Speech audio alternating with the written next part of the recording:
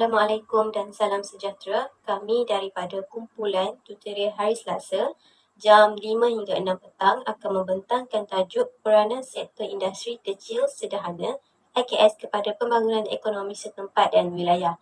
Di antara ahli kumpulan kami ialah Raja Nur Maisarah, Tengku Muhammad Firdaus, Syazana, Nur Haryani, Wan Syarini Eliana, Bethany dan juga Melia. Assalamualaikum dan salam sejahtera. Saya Raja Nur Maisarah selaku wartawan anda pada hari ini akan mengulas isu yang berkaitan dengan peranan sektor industri kecil dan sederhana kepada pembangunan setempat dan wilayah.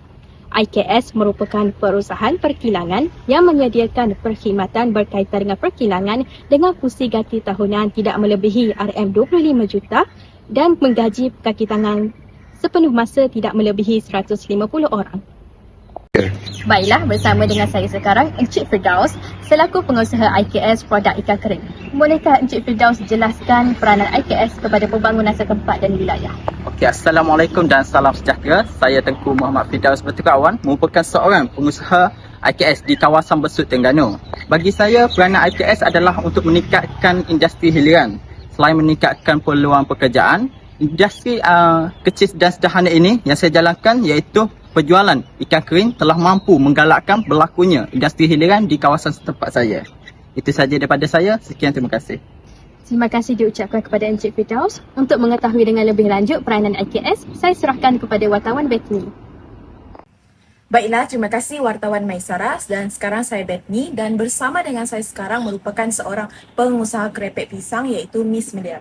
Baiklah Miss, pada pendapat Miss, apakah peranan IKS kepada pembangunan ekonomi setempat dan juga wilayah? Okey, terima kasih Cik.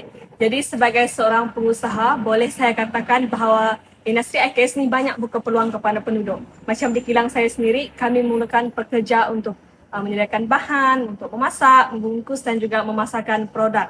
Jadi kebanyakan pekerja kami adalah dalam kalangan suri rumah, ibu tunggal dan juga golongan kurang upaya.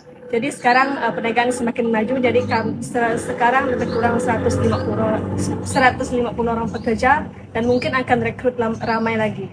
Jadi saya harap ramai lagi penduduk kampung yang bekerja dan mereka ada pendapatan sendiri. Okey, baiklah, terima kasih Miss Melia dan untuk mengupas lebih lanjut mengenai peranan IKS, saya serahkan kepada wartawan Syazana. Terima kasih kepada wartawan Bethany. Seterusnya kita beralih kepada Cik Haryani selaku pengusaha kerepek. Cik Haryani, bolehkah Cik jelaskan peranan IKS dalam pembangunan ekonomi dan wilayah setempat?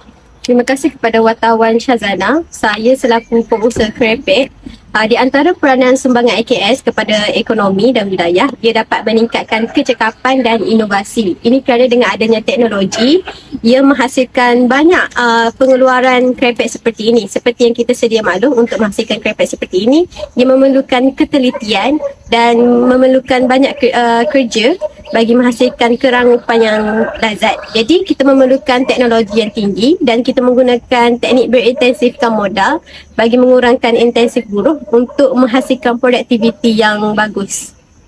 Itu saja daripada saya. Terima kasih. Dan di sebelah saya pula adalah Cik Eliana selaku pengusaha tembika.